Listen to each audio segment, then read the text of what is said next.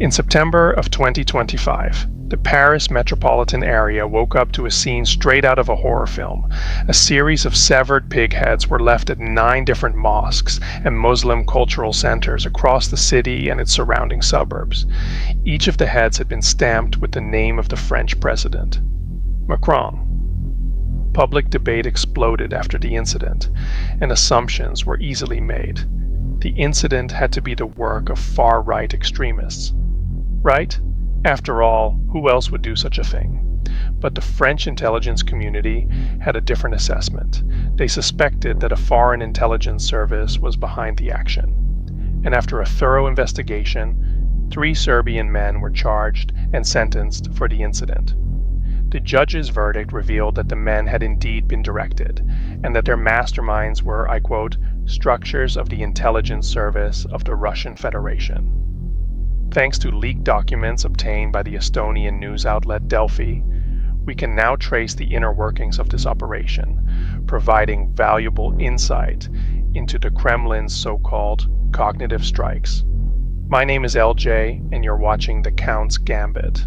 Welcome to the world of geopolitics.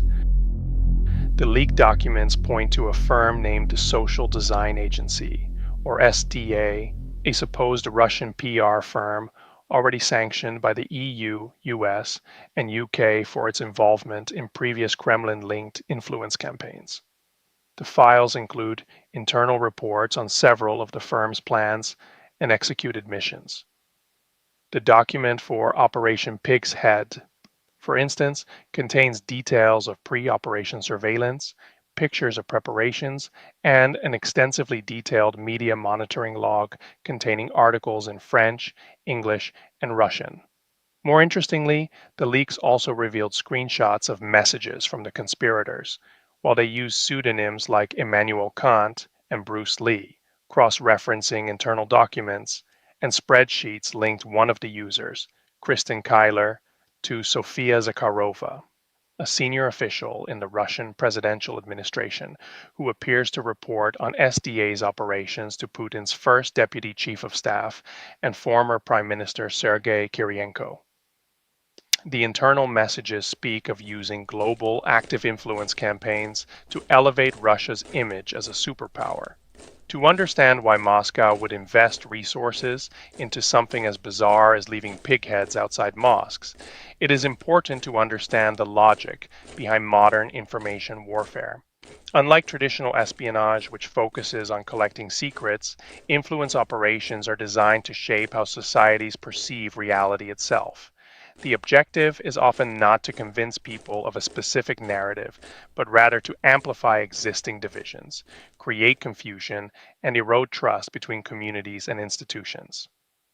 Russian military and intelligence thinkers have long argued that political cohesion is a strategic vulnerability.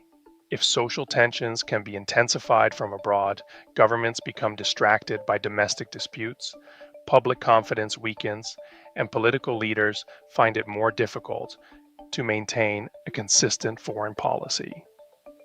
A successful influence operation, therefore, does not need to change the outcome of an election or trigger mass unrest. Sometimes it only needs to make a society slightly more polarized than it was the day before.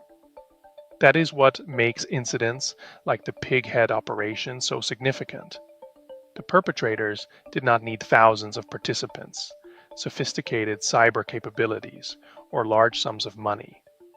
A handful of individuals carrying out a carefully selected provocation was enough to generate headlines across multiple countries, dominate social media discussions, and inflame debates on immigration, religion, and national identity. In terms of cost versus impact, few tools are more attractive to a hostile foreign power. Operation Pig's Head is only one of many so-called cognitive strikes. In 2024, Russian operatives smeared 35 red hands on a Holocaust monument in Paris, painted stars of David across the city the year before, and left coffins labeled the French soldiers of Ukraine near the Eiffel Tower in July 2024. But this is bigger than France. According to CSIS, the Center for Strategic and International Studies, The number of Russian attacks across Europe nearly tripled between 2023 and 2024. And the range is staggering. Explosives at defense manufacturer warehouses in Germany and the United Kingdom, GPS jamming over the Baltics, sending civilian flights off course, undersea fiber optic cables cut by ships with Russian crews sailing under foreign flags, assassination plots against the Ukrainian president, a Russian defector in Spain, and the CEO of Rheinmetall, one of Europe's largest arms manufacturers. The Kremlin also maintains networks of far-right online voices and covertly supports anti-EU political movements with the goal of destabilizing the continent. Russia has historically seen the United States as its main adversary, or glavny protivnik, but this has now changed. As the Trump administration no longer supports Ukraine's defense and has limited its role to selling arms to Kiev's European donors, the Kremlin's focus has shifted to Europe for bankrolling the Ukrainian war effort. On top of that, the European states, previously seen by Moscow as mere American vassals, are rapidly rearming themselves at an unprecedented scale, with the European Union committing a massive 800 billion euros to rearm the bloc, and individual EU countries heavily increasing their own national defense budgets. Europe has become a far different neighbor to Russia than 10 years ago. With that information in mind, it only makes sense that Moscow so desperately wants to weaken European unity.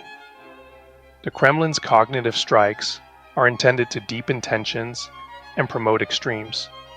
The actions in Paris, feeding into societal issues like immigration, Islamophobia, and anti-Semitism, are a great example.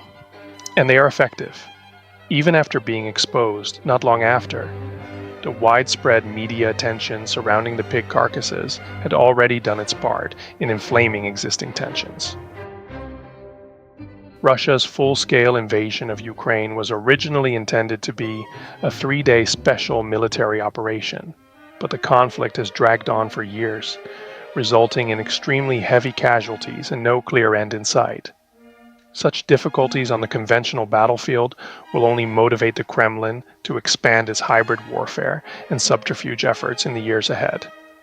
Meanwhile, the question remains whether Europe's democracies can defend themselves against such operations and learn to recognize attacks that do not look like attacks at all. Thank you for watching. If you enjoyed this video, please like and subscribe for more content. Stay safe.